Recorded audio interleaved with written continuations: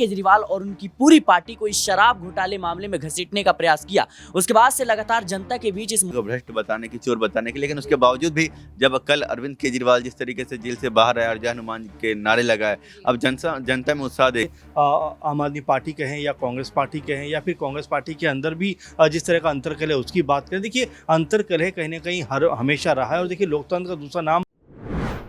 नमस्कार, मैं आश्रुति वोहरा, आप देख रहे हैं नेक्स्ट 9 न्यूज। आपका बहुत बहुत स्वागत है हमारे इस प्रोग्राम सियासी पंचनामा में। बात करेंगे अरविंद केजरीवाल के बारे में। जी हाँ, कल बीती शाम अरविंद केजरीवाल को सुप्रीम कोर्ट से अंतरिम जमानत दे दी गई। अंतरिम जमानत के बाद कहीं ना कहीं आम आदमी पार्टी के खेमे में खुशी का माहौल बना हुआ है। खुशी का माहौल बनने का सबसे बड़ा कारण यही है क्योंकि दिल्ली में जो आम आदमी पार्टी का चुनाव प्रचार थमा हुआ था, अब उस चुनाव प्रचार पर एक बार फिर से अरविंद केजरीवाल एक बार फिर से जमीनी मैदानी स्तर पर उतरेंगे। एक बार फिर से आम आदमी पार्टी का चुनाव प्रचार शुरू होगा दिल्ली में। अब माफ करिएगा, आम आदमी पार्टी की बची 18 सीटों पर अब कहीं ना कहीं अरविंद केजरीवाल एक बार फिर से मैदान में उतरकर चुनाव प्रचार शुरू करेंगे। लेकिन तब भी सवाल यह बनता है कि आखिर अरविंद केजरीवाल को जो पूरे 50 दिनों के बाद जो अरविंद केजरीवाल अब जेल से बाहर आए हैं, अरविंद केजरीवाल को जमानत दे दी गई है, आखिर बचे इन 20 दिनों में, क्योंकि यह भी कहा गया है कि 2 जून को एक बार फिर से वापस अरविंद केजरीवाल को जेल जाना होगा, एक बार फिर से अरविंद केजरीवाल को सौंपना होगा। लेकिन कहीं ना कहीं अभी जो 20 दिन है, अब इन 20 दिनों में आखिर आम आदमी पार्टी की क्या रणनीति रहेगी, किस तरह से आम आदमी पार्टी अब चुनावी मैदान में उतरेगी, किस तरह से चुनाव प्रचार करेगी, हम बात करेंगे अब अपने न्यूज रूम में हमारे तमाम सहयोगियों से। उनसे जानेंगे, उनसे पूछेंगे कि आखिर उनका क्या मत है। हमारे साथ इस वक्त मौजूद है सिराज, आपका स्वागत है। मेरा पहला सवाल आपसे ये है कि अब देखिए, अरविंद केजरीवाल का अगर हम समझने का प्रयास करें तो उनके पक्ष में निर्णय आ गया, ठीक है। तो अब उनके पक्ष में निर्णय आने के बाद कहीं ना कहीं आम आदमी पार्टी के खेमे में खुशी का माहौल है। लेकिन सवाल अभी भी आम आदमी पार्टी के सामने यही है कि जो अब 3 फेज में वोटिंग निकल चुकी है, यानी 4 सीटों पर मतदान हो चुका है आम आदमी पार्टी की, अब 18 सीटों के लिए क्या रणनीति रहेगी?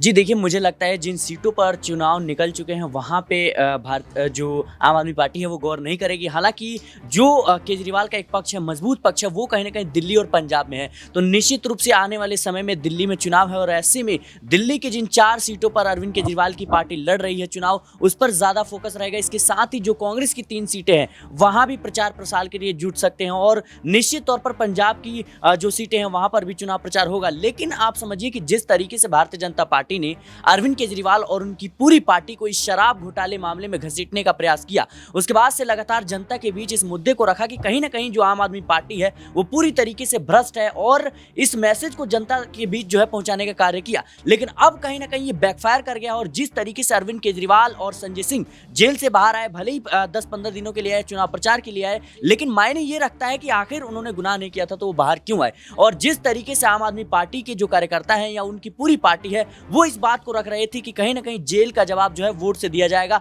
और निश्चित रूप से आप सोचिए कि जब एक मुख्यमंत्री जो है अंतरिम जमानत पर आएगा और उसको कहीं ना कहीं मुख्यमंत्री रहते हुए गिरफ्तार किया गया, तो वो किस तरीके से बातों को रखेंगे। जैसे जो विपक्ष की पार्टियां लगातार भारतीय जनता पार्टी पर आरोप लगाती हैं कि एजेंसियों का दुरुपयोग हो रहा है और कहीं ना कहीं जो विपक्ष है उस पर हमला किया जा रहा है और लोकतंत्र को खत्म करने की कोशिश हो रही है, संविधान बचाना है। अब देखिए कि कल जिस तरीके से अरविंद केजरीवाल बाहर आए, साफ तौर पर उन्होंने सबसे पहले हनुमान जी को जो है कहीं ना कहीं उनके चरणों में प्रणाम किया, उसके बाद से भारत माता की जय के नारे लगाए। तो कहीं ना कहीं ये वो मुद्दे हैं, खासतौर पर जो हनुमान जी के नारा लगाया उन्होंने, इससे कहीं ना कहीं भारतीय जनता पार्टी को भी झटका लगा है। क्योंकि अरविंद केजरीवाल जिस तरीके की राजनीति खेल रहे हैं, एक धार्मिक और कहीं ना कहीं देशभक्ति वाला भी, ये कहीं ना कहीं जनता के बीच एक अच्छा संदेश देने की कोशिश कर रहे हैं। और निश्चित तौर पर जनता के बीच मुझे लगता है कि अरविंद केजरीवाल के ऊपर जितने भी आरोप लगे थे, अब उनको जो है कहीं ना कहीं वो सफाई देते हुए नजर आएंगे और पूरे मुद्दे को लेकर के भारतीय जनता पार्टी को घेरते हुए नजर आएंगे। देखिए, बिल्कुल पूरे मुद्दे को लेकर कहीं ना कहीं भारतीय जनता पार्टी को घेरते हुए नजर आएंगे। लेकिन अभी भी सवाल यही बनता है और मुद्दा यही बनता है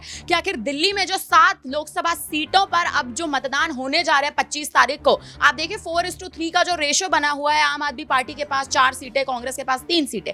किस तरह से आखिर दिल्ली में आम आदमी पार्टी उन 4 सीटों को अपने एक तरह से अपने घेरे में लेने की कोशिश करेगी? हम बात करेंगे अब राकेश से। राकेश, दिल्ली में 4 आम आदमी पार्टी की सीटें हैं। जिस तरह से अरविंद केजरीवाल का मामला पिछले 1 महीने से चल रहा है, क्या आपको लगता है अब जनता उनको अगर वोट देगी, अगर जनता का वोट प्रतिशत जाता है आम आदमी पार्टी की तरफ, किस हिसाब से समीकरण बदलेगा?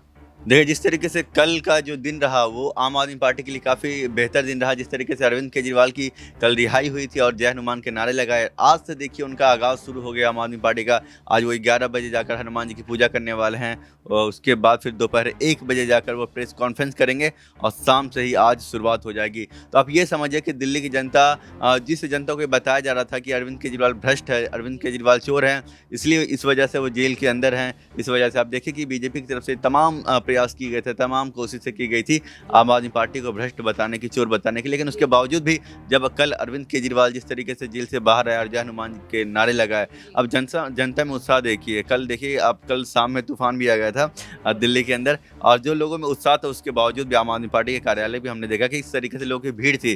तो ऐसे में जो समर्थक है, जो कार्यकर्ता है उनके, वो देखिए किस तरीके से इनके सपोर्ट में। रही बात है दिल्ली की जनता की सपोर्ट की, तो देखिए अब दिल्ली की जनता कहीं ना कहीं अरविंद केजरीवाल का बिल्कुल खुलकर सपोर्ट में आ गई है और अच्छे खासे मार्जिन से वो यहाँ पर सीटें तय करेगी। बिल्कुल, दिल्ली की जनता जो है वो कहीं ना कहीं अरविंद केजरीवाल के सपोर्ट में आ गई है, लेकिन कहीं ना कहीं अभी भी दिल्ली का जो समीकरण है वो एक तरह से कहें तो बदला हुआ है। और उस समीकरण के सबसे अहम मुद्दा उसके समीकरण के बदलने का ये है कि कहीं ना कहीं भारतीय जनता पार्टी जो है वो फायदा उठाने की कोशिश कर सकती है, क्योंकि आम आदमी पार्टी एक तरह से अभी भी लीड लेने की कोशिश कर रही है, लेकिन भारतीय जनता पार्टी उसका फायदा उठाएगी। कैसे उठाएगी? क्योंकि आप और कांग्रेस में अंतरकलह की स्थिति बनी हुई है। अब हम बात करेंगे अपने तीसरे सहयोगी अमन सर से। सर, दिल्ली में अब जिस तरह से आप देख रहे हैं कि समीकरण एक तरह से पूरी तरह से बदला हुआ है। आप और कांग्रेस में अंतरकलह की स्थिति बनी हुई है। जब से विधायकों ने कांग्रेस छोड़ी है, आम आदमी पार्टी पर तमाम तरह के आरोप लगाए हैं। क्या इसका फायदा भारतीय जनता पार्टी कहीं उठाती दिखेगी? देखिए, अभी तो फिलहाल जिस तरह से अरविंद केजरीवाल की जो जेल से रिहाई हुई है वो अपने आप में बड़ा मुद्दा बन जाता है, क्योंकि इंडिया गठबंधन को कहीं ना कहीं इससे एक तरीके का उत्साह ज़रूर मिलेगा और जो जितने भी उनके प्रत्याशी थे वो उत्साहित ज़रूर नज़र आ रहे हैं। और दूसरी बात जो आप कह रहे हैं कि जिस तरह से आम आदमी पार्टी के हैं या कांग्रेस पार्टी के हैं या फिर कांग्रेस पार्टी के अंदर भी जिस तरह का अंतरकलह है उसकी बात करें, देखिए अंतरकलह कहीं ना कहीं हमेशा रहा है। और देखिए, लोकतंत्र का दूसरा नाम आपस में असहमति भी होता है, और देखिए सहमति और असहमति होना ज़रूरी है। लेकिन कन्हैया कुमार को लेकर कांग्रेस पार्टी की अगर बात करें तो वहां पर जो असहमति का दौर देखने को मिला, वो असहमति यहां तक चली गई कि उनके जो प्रदेश अध्यक्ष लवली थे वो भी चले गए। तो ऐसे में पार्टी को ये सोचने की ज़रूरत है कि छोटी छोटी बातों पर जो उनके अंदर विघटन कह सकते हैं होता हुआ नज़र आता है या लोग पार्टी छोड़ते हुए नज़र आते हैं, ये लगातार कांग्रेस पार्टी में देखने को मिल रहा है। अब इसे कैसे पार्टी रोक पाती है, ये अपने में बड़ा सवाल है। और साथ में क्या कांग्रेस और आम आदमी पार्टी जो देखा जा रहा था 10 साल पहले तक, जो आम आदमी पार्टी कांग्रेस पार्टी के खिलाफ तमाम सारे प्रचार प्रसार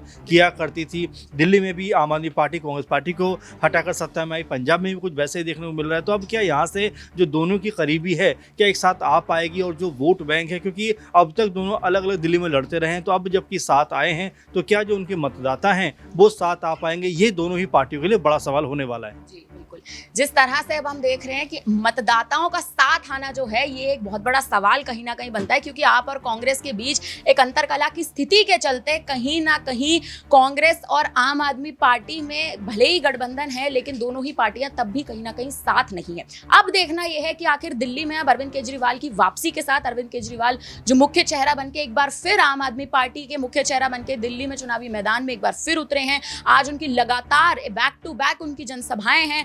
अब देखना ये होगा कि अब किस तरह से आखिर दिल्ली में समीकरण बदलेगा और क्या जनता आम आदमी पार्टी को केजरीवाल के चेहरे पर क्या एक बार फिर से वोट देगी। फिलहाल अब हमारी इस पूरे एनालिसिस में आपके लिए इतना ही। अब आपकी जो भी हो रहा है हमें कमेंट करके जरूर बताइएगा। बाकी तमाम खबरों के लिए बने रहिए हमारे साथ और देखते रहिए नेक्स्ट 9 न्यूज़। धन्यवाद।